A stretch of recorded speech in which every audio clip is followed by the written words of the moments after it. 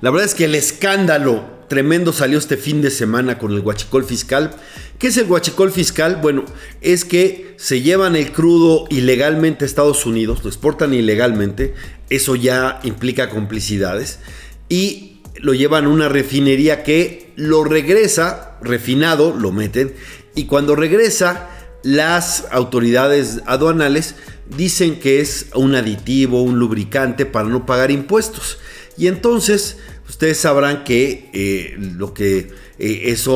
el tremendo negocio que eso significa, ¿no? Primero porque la gasolina de Estados Unidos es mucho más cara que aquí, pero tienen una red que puede llegar a todas las gasolineras del país y venderla como gasolina legítima.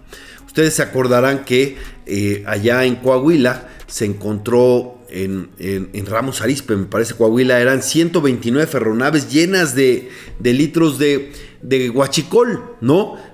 La capacidad, el simple hecho logístico de manejar tantos litros de gasolina, tremendo, ¿no? ¿Dónde estuvo el detonante? En marzo, 10 millones de litros fueron confiscados en Altamira. 10 millones de litros. Es evidente que el pitazo se los dio Estados Unidos. Antes el Departamento del Tesoro ya había dicho que era un gran problema y había detenido a gente en Estados Unidos, en Texas, y dicho que esto era un negocio binacional que además está coludido con los cárteles. Es un asunto donde están tanto políticos de alto nivel, porque solo así se explica que hay esta capacidad de logística y poder meterlo por los puertos, por las aduanas, tanto del Pacífico como del Golfo. Pero este fue en Altamira, Tamaulipas. Y resulta que dos altos mandos militares, un vicealmirante y un contraalmirante, ¿no? Manuel y Fernando Farías, que son sobrinos del que era secretario de Marina en la época de López Obrador, del almirante Rafael Ojeda, ¿no?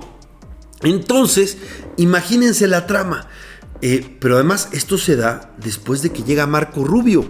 ¿Qué pasó desde marzo hasta acá? Porque no hubo ningún detenido, era lo que todo el mundo decía.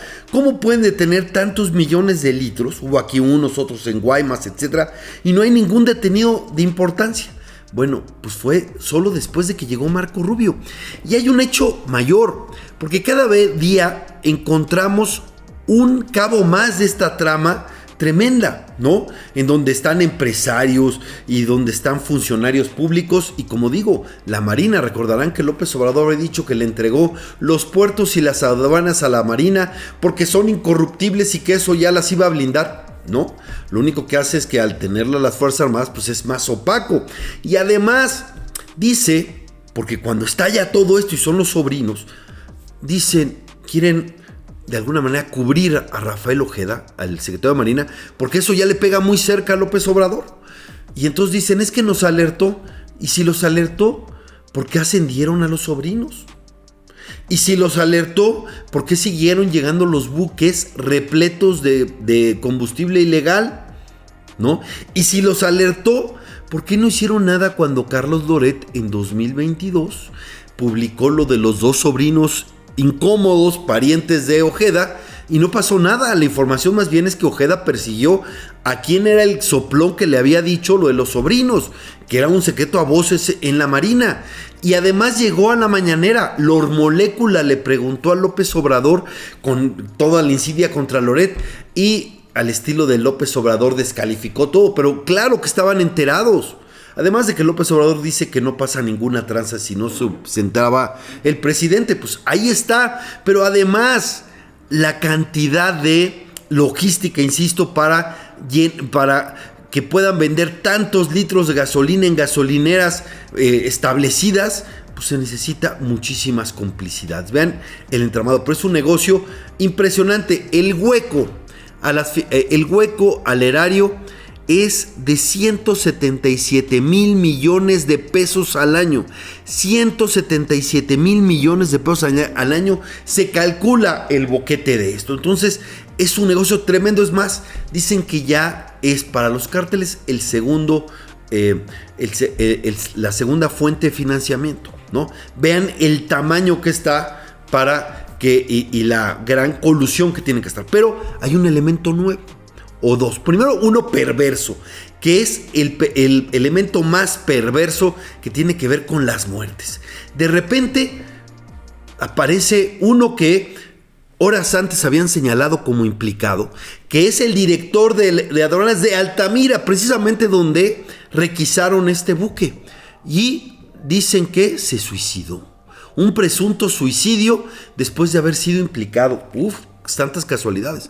Y al día siguiente muere alguien fue director de la aduana de Manzanillo, otro lugar, otro gran puerto, también señalado reiteradamente por esto, ¿no? Y